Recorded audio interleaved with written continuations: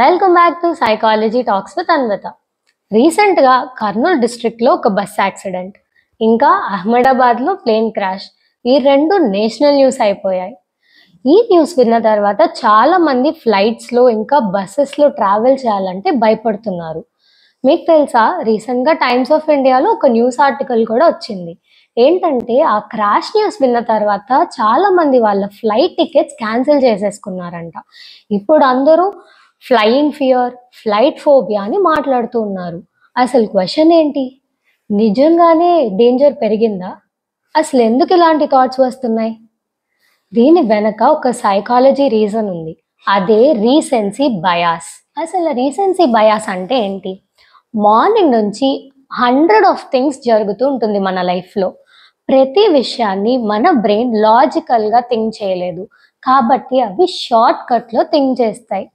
So ఇప్పుడు for suppose ఏదన్నా bus accident అయితే ట్రావెల్ చేయడానికే భయపడతాం. ఎవరికైనా టైఫాయిడ్ వస్తే మనకి జ్వరం వచ్చినప్పుడు కూడా నాకు కూడా టైఫాయిడ్ ఏమో అని చెప్పి ఆలోచన వస్తుంది.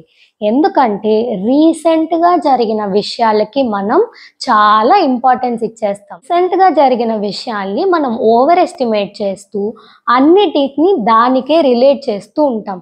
ఇవన్నీ మన బ్రెయిన్ వాడే ట్రిక్స్ అంతే. మనం ఎప్పుడు లాజిక్ కన్నా ఎమోషన్స్కి ఎక్కువ ప్రయారిటీ ఇస్తూ ఉంటాం. ఈసారి ఏమన్నా సిచ్యువేషన్స్లో మీకు ఎమోషన్స్ వస్తే ఆ ఎమోషన్స్ సిచ్యువేషన్ వల్ల వస్తుందా, లేకపోతే రీసెంట్గా జరిగిన ఇన్సిడెంట్ యొక్క ప్రభావం వల్ల మీరు ఇలా ఫీల్ అవుతున్నారా అని ఆలోచించండి. ఇలా రీసెన్సీ బయాస్ తెలుసుకోవడం వల్ల భయం తగ్గుతుంది, యాంగ్జైటీ తగ్గుతుంది, డెసిషన్స్ చాలా బెటర్గా తీసుకోగలుగుతారు. గుర్తుపెట్టుకోండి, ఒక్క బస్సు ఒక్క ఫ్లైట్ యాక్సిడెంట్ అయినా కొన్ని thousands of buses, thousands of flights సేఫ్గా ట్రావెల్ చేస్తున్నాయి. ఒక్క మూమెంట్ మీరు చూసే విధానాన్నే మార్చేస్తుంది. ఈసారి చక్కగా ఆలోచించి నిర్ణయం తీసుకోండి.